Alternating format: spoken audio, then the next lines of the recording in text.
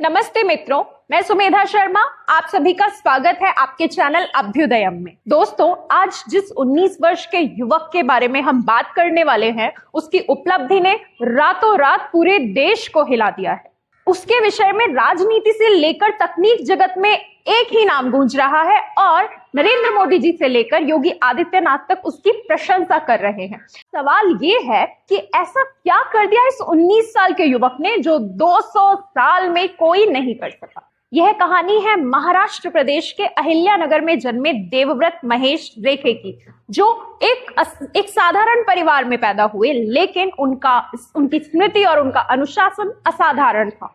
देवव्रत ने वाराणसी के बल्लभराम शालिग्राम सांग वेद विद्यालय में बैठकर कुछ ऐसा कर दिखाया जिसे सुनकर शायद आपको यकीन ना हो।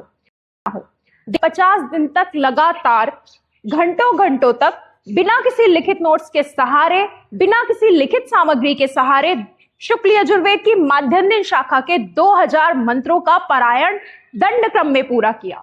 अब आप सोच रहे होंगे कि ये दंड क्रम क्या है। आइए अब जानते हैं दंड क्रम पारायण है क्या। वेद के 2 प्रकार के पाठ होते हैं, प्रकृति पाठ और विकृति पाठ। और ये विकृति पाठ भी 8 प्रकार का होता है। जटा, माला, शिखा, रेखा, ध्वज, दंड, रथ और घन पाठ। तो इसमें दंड क्रम पारायण, दंड का अर्थ होता है डंडा अथवा लाठी। तो जिस प्रकार कोई डंडा बिल्कुल सीधा होता है, फिर उसको परिवर्तित कर दिया जाए तो वो उल्टा होता है, इसी प्रकार शब्दों को बिल्कुल सीधा और फिर बिल्कुल उल्टे क्रम से उसका पारायण किया जाता है, उच्चारण किया जाता है। जैसे राम घर जाता है घर राम, इस तरीके से। अब संस्कृत में इसको बोलेंगे तो रामः गृहं गच्छति गृहं रामा। तो इस तरीके के 200 क्रम निर्धारित होते हैं जिनको पूरे हस्त स्वर के साथ संचालन के साथ जिसका पारायण किया जाता है। और यदि उसमें अनुस्वार और विसर्ग मात्र की भी त्रुटि हो जाए तो वो पूरा पाठ गलत माना जाता है।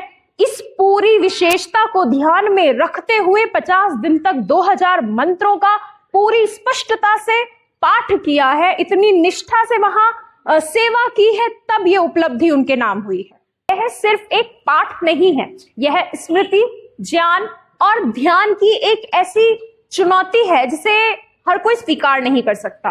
और आज जहां एआई पूरी दुनिया को चुनौती दे रहा है, वहां एक 19 वर्ष का भारतीय युवक ये सिद्ध करता है कि हर ज्ञान प्रणाली ऐसी नहीं होती जिसे ऑटोमेट किया जा सके या जिसे ऑटोमेट करने की आवश्यकता हो। इस ज्ञान को ना तो कोई मशीन दोहरा सकती है, ना कोई एल्गोरिदम इसको दोहरा सकती है, और ना ही कोई डेटा स्टोर इसको स्टोर करके रख सकता है। सोचिए, जहां पूरी दुनिया अपनी जटिल तकनीकों पर इतना गर्व करती है, वहां भारत ऐसे युवाओं को तैयार करता है जो जीते जागते ज्ञान के स्मारक हैं। भारत की ऋषि परंपरा, गुरु शिष्य परंपरा, आज श्रुति परंपरा अपनी विशालता के साथ इस उपलब्धि के बाद दुनिया के सामने गर्व से सीना चौड़ा करके खड़ी हो जाती है, साथ खड़ा कर देती है। सदियों तक आक्रमण हुए, साहित्य जलाया गया और इतिहास बदल दिया गया, परंतु हमारी मौखिक परंपरा, हमारी मेमोरी चेन आज भी अटूट है। और उसी चेन की एक नई कड़ी बनकर उभरा है देवव्रत रेखे। यह उपलब्धि सिर्फ व्यक्तिगत नहीं है, यह भारतीय सभ्यता की उस शक्ति का प्रतीक है जिसने हजारों सालों तक अपने ज्ञान को बिना किसी किताब, बिना किसी डेटा सेंटर के संरक्षित रखा। इसीलिए वेदों को श्रुति कहा जाता था, क्योंकि वो सुनकर याद रखी जाती। पीएम मोदी ने तस्वीरें शेयर करते हुए लिखा कि ये उपलब्धि आने वाले समय में लाखों युवाओं को प्रेरणा देगी।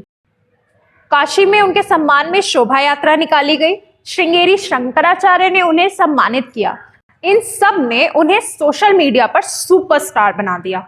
लेकिन की बात यह है कि इससे हमारे ही देश के कई लोग इस उपलब्धि का मजाक उड़ा रहे हैं। प्रश्न करते हैं कि कितने सैटेलाइट लॉन्च होंगे? क्या कला, साहित्य, संगीत, खेल या संस्कृति को कभी जीडीपी से मापा गया है? क्या कोई पेंटिंग, कोई कविता, कोई संगीत रचना ये सोचकर बनाई जाती है कि इससे अर्थव्यवस्था कितनी बढ़ेगी? नहीं। जवाब सरल है। फिर वेदों की इस प्राचीन साधना को क्यों आर्थिक पैमाने पर तोला जाता है? जब उनसे पूछा गया कि इतनी बड़ी उपलब्धि के बाद उन्हें कैसा लग रहा है, तो उनका उत्तर सीधा था, अभी तो हमने कुछ सीखा ही नहीं, अभी तो हमने कुछ शुरू ही नहीं किया, अभी बहुत कुछ सीखना बाकी है। यही होता है सच्चा ज्ञान, जहां उपलब्धि से अधिक महत्व सीखने को दिया जाता है। सच्चाई ये है कि हमारी संस्कृति को नीचा दिखाने वाली मानसिकता नई नहीं है, लेकिन इसका जवाब नए नायकों के उभार से मिलता है। देवव्रत जैसे युवा यह दिखाते हैं कि भारत सिर्फ टेक्नोलॉजी और आधुनिकता से नहीं, बल्कि परंपरा और ज्ञान से भी दुनिया का नेतृत्व कर सकता है। दोस्तों, सवाल सिर्फ यह नहीं कि देवव्रत ने क्या हासिल किया, सवाल यह है कि इससे राष्ट्र कितनी उन्नति कर पा रहा है। क्या हम अपनी संस्कृति को उतना सम्मान देते हैं जितना हम दुनिया के ट्रेंड्स को देते हैं? अगर नहीं, तो यह बदलाव का वक्त